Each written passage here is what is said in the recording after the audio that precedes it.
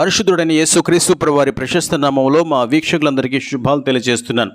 ప్రభుత్వమైతే ఈ వీడియోలో George Muller గారి యొక్క జీవిత చరిత్రను క్లుప్తంగా మనం చూస్తాం. జార్జ్ ముల్లర్ ప్రషా దేశమందలి క్రోప్ స్టేట్ అను పట్టణంలో 1805వ సంవత్సరము సెప్టెంబర్ 27వ తేదీన జన్మించారు. అతని తండ్రి ఎక్సైజ్ కలెక్టర్గా పనిచేసి ఉండేవాడు. ఆయన లోకస్తుడు, ప్రభును నమ్మలేదు కనుక పిల్లలను గారాభంగా పెంచుచు విస్తారమైన డబ్బు వారికి ఇస్తుండేవాడు. అందువలన బాల్యంలోనే ముల్లర్ అనేక దురలవాట్లకు లోనయ్యాడు. ముల్లర్కు 10 సంవత్సరముల వయసు నిండినప్పటికీ అతని తండ్రి అతనిని ఒక లూథరన్ మత గురువుగా సిద్ధపరిచే స్కూల్లో చేర్పించాలని ఆశించాడు. కానీ ముల్లర్ తన సొంత మార్గంలో తిరుగుచూ దొంగగాను, అబద్ధికుడిగాను, మోసగాడిగాను తయారయ్యాడు. 14వ సంవత్సరముల వయసు నిండినప్పటికే అసభ్యకరమైన నవలలు చదవడం, పేకాడుట, త్రాగుడు వంటి దురలవాట్లకు బానిసైనాడు. చివరకు తన తల్లి మరణ పడక మీద ఉన్న రాత్రి కూడా త్రాగుచు వీధులలో తిరుగుచుండేవాడు. 16 సంవత్సరాల వయసు వచ్చినప్పటికీ మరింత అపవిత్రమైన జీవితంలో మునిగిపోయి ఖరీదైన హోటల్స్కి వెళ్ళి తిని త్రాగి ఆనందించుచుండేవాడు. అనేక సార్లు హోటళ్లలో నుండి బిల్లు చెల్లించకుండా పారిపోచుండగా పట్టబడి చెరసలలో కూడా వేయబడ్డాడు. ముల్లర్ యొక్క తండ్రి అనేక సార్లు ముల్లర్ను కఠినంగా శిక్షించాను కానీ ప్రయోజనం లేకపోయింది. ముల్లర్ మంచిగా జీవించవాలని ఆశించాడు కానీ అప్పటికే పాప బంధకములతో కట్టబడినందున అప్పులు చేయుట, తాకట్టు పెట్టుట, దొంగతనములను చేయటం ద్వారా డబ్బు సంపాదించి తన పాపపు ఇచ్చలను తీర్చుకునేవాడు. 1825వ సంవత్సరంలో నార్త్ సన్ అను స్థలమునకు వెళ్ళి ఫ్రెంచ్, జర్మనీ, లాటిన్ భాషలను నేర్చుకోవడానికి 2.5 సంవత్సరాలు కృషి చేశాడు. కానీ అక్కడ కూడా అప్పులు చేయొచ్చు, మద్యపానము చేయొచ్చు, తన జీవితమును పాడు చేసుకున్నాడు. ఒకసారి బీట అను తన స్నేహితుడితో వినోదయాత్రకు స్విట్జర్లాండ్ వెళ్ళాడు. అక్కడ కొండలను, కోనలను చూసి ఆనందించి స్విస్ మద్యమును సేవించి ఉల్లాసము పొందామనుకున్నాడు.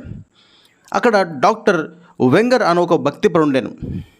ఆయన ఇంట ప్రతి శనివారము ప్రార్థనా కూడికలు జరుగుచుండేవి. బీటా ముల్లర్లు ఒక స్నేహితుడి ద్వారా ఆ ప్రార్థనా కూడికకు ఆహ్వానించబడ్డారు. ముల్లర్ అయిష్టంతోనే ఆ చిన్న కూటమునకు వెళ్ళినప్పటికీ అక్కడ వారి ప్రేమను చూచి ఆశ్చర్యపోయాడు. వారు ఒక పాట పాడిన తర్వాత మోకరించి ప్రార్థించుచుండగా ముల్లర్ కూడా కదిలింపబడి తానును మోకాళ్ళ మీద పడెను. ముల్లర్ మొట్టమొదటిసారిగా నోరు తెరిచి ప్రార్థించడం మొదలుపెట్టాను. దేవుని ఆత్మ అతనిని స్పందింపజేశాను. ఆ రాత్రి ఇంటికి వెళ్ళిన తర్వాత ముల్లర్ మోకరించి దేవుని సన్నిధిలో తన దోషములన్నిటిని ఒప్పుకొని పశ్చాత్తాపడెను. అది 1825వ సంవత్సరం, ముల్లర్ తిరిగి జన్మించిన సంవత్సరం. ముల్లర్ ఎంతో దుష్టుడిగా జీవించినప్పటికీ తన 20వ సంవత్సరమున ప్రభువు అతనిని దర్శించాను. ఆ తర్వాత ముల్లర్ క్రమంగా ప్రతి శనివారం ప్రార్థనా కూటములకు వెళ్ళడం ద్వారా మిషనరీలను, దైవ సేవకులను హెచ్చరించు పత్రికలను చదవడం ద్వారా భక్తిలో ఎదుగుచుండెను. ఒకరోజు ప్రార్థనా కూటమునందు హెర్మన్ బల్ అను ఒక యవనస్తుడు ధనికుడైన జర్మన్ వ్యాపారస్తుని కుమారుడయ్యండి కూడా క్రీస్తు కొరకు సమస్తమును విడిచిపెట్టి పోలాండ్లోని యూదుల మధ్యకు మిషనరీగా వెళ్ళడానికి సమర్పించుకున్న సంగతి ముల్లర్ విన్నాడు.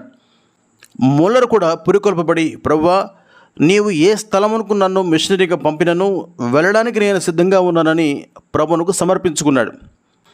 మిషనరీ తర్ఫీదు కొరకు జర్మన్ మిషనరీ ట్రైనింగ్ సెంటర్లో చేరడానికి నిర్ణయించుకున్నాడు. అయితే అతని తండ్రి లోకస్తుడైనందున ముల్లర్ డబ్బు సంపాదించే పాదిరిగా ఉండడానికి అనుమతించాను కానీ మిషనరీగా ఉండడానికి ఇష్టపడలేదు. ఆయనను నేను దేవునికి వాగ్దానం చేసిన రీతిగా నా సేవ ఎచ్చట అవసరము అచ్చటనే మిషనరీ సేవ చేదునని ముల్లర్ ఖండితంగా చెప్పాడు.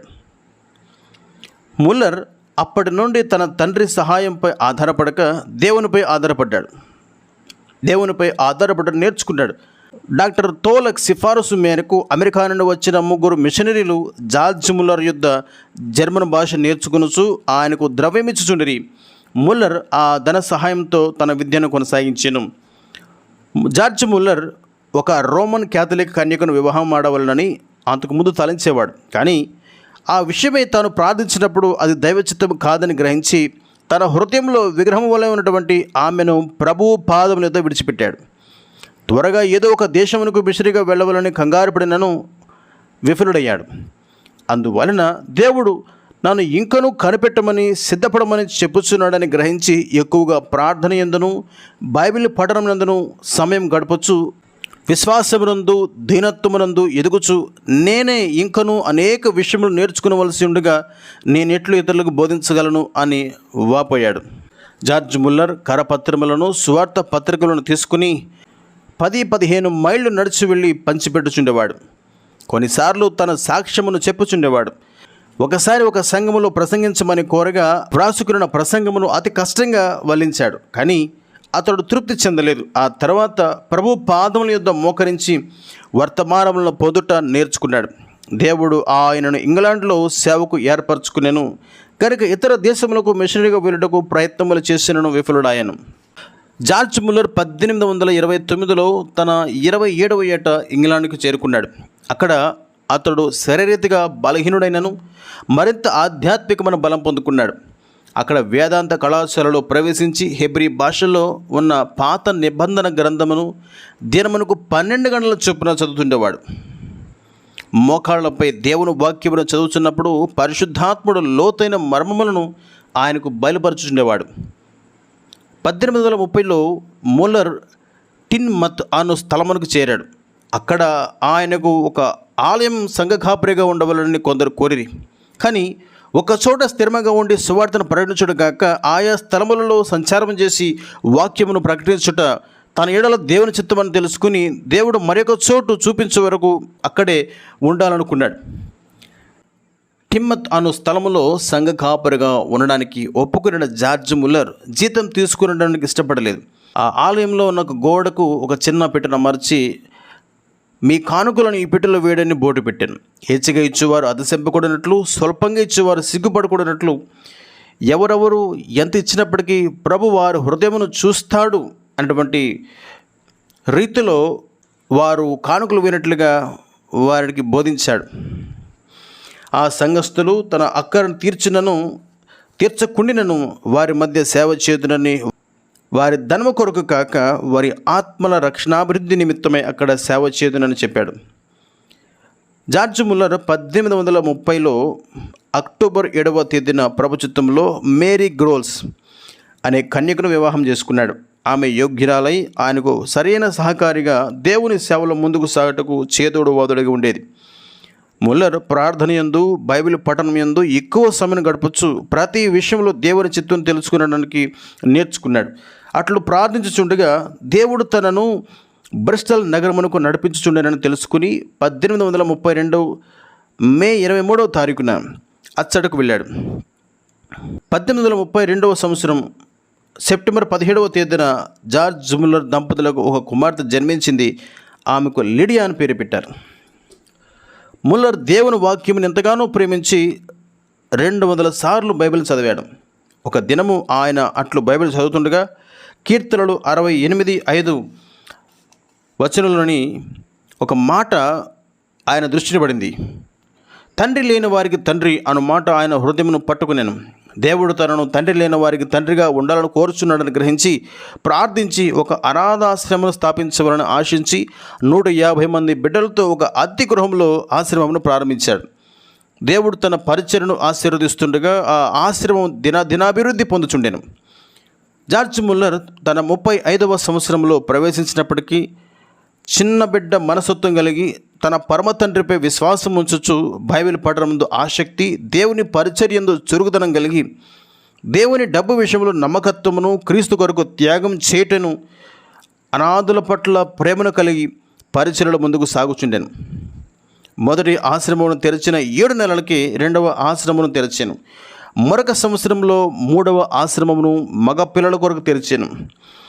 త్వరలోనే మరొక 2 ఆశ్రమాలను తెరిచాను. మొత్తం 5 ఆశ్రమాలలో ఉండిన అనేక మంది పిల్లలను ముల్లర్ తన సతీమణి తమ కన్న బిడ్డల వల్ల చూసుకునేవారు.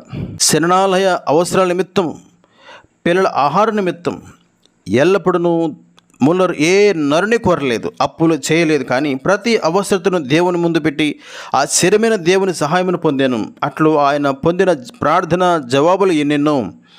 ప్రభు కొద్ది కాలంలోనే అనాథాశ్రమములకు సొంత గృహములను ఇచ్చాడు. 150 మంది అనాథ పిల్లలతో ప్రారంభించి ఆ అనాథ ఆశ్రమంలో పెరిగిన 10,000 మంది పిల్లలకు జార్జ్ ముల్లర్ తండ్రిగా ఉండెను. 40 సంవత్సరములు ముల్లర్కు ఎంతో చేదోడు వాదుడిగా ఉన్నటువంటి తన భార్య 1870వ సంవత్సరం ఫిబ్రవరి 6వ తారీఖున ప్రభు సన్నిధికి వెళ్ళిపోయింది. ఆమె అంత్యక్రియల సందర్భంగా ముల్లర్ 119వ కీర్తన 68వ వచనం పైన ప్రసంగించాడు. ముల్లర్ తన వృద్ధాప్యంలో ఇట్లా అనేవాడు: నేను 20 సంవత్సరముల 5 నెలలు పాపములు జీవించిన తర్వాత క్రీస్తుని తెలుసుకుని మారు మనసు పొంది తిని, తర్వాత ఇప్పటికీ 69 సంవత్సరముల 4 నెలలు దేవునితో నడుచుచు మరలా ఎప్పుడూ పాత పాపం వైపు తిరగలేదు. మీరు వృద్ధాప్యంలో కూడా ఇంత ఆరోగ్యంగా ఉండగలటకు కారణమేమని ఆయనను అడిగినప్పుడు ఆయన ఇట్లు సమాధానం ఇచ్చాను: నా మనస్సాక్షిని దేవుని ఎదుట మనుషుని ఎదుట నిర్మలంగా కాపాడుకొనుచుంటిని. దేవుని వాక్యమును ఎంతో ప్రేమించి రాత్రింబగళ్ళు ధ్యానించుచుంటిని. అది బలమైనదిగా నన్ను నూతన పరచుచున్నది. దేవుని యందును ఆయన సేవ యందును ఎల్లప్పుడూ ఆనందించుచుంటిని అని జవాబిచ్చాడు.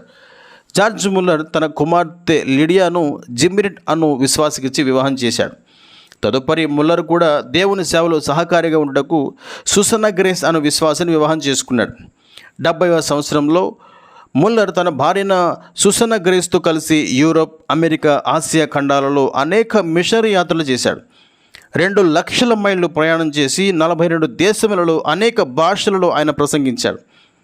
అలాగూ తనకు 90 సంవత్సరముల వయసు వచ్చే వరకు సువార్త సేవ చేయొచ్చు వచ్చాడు.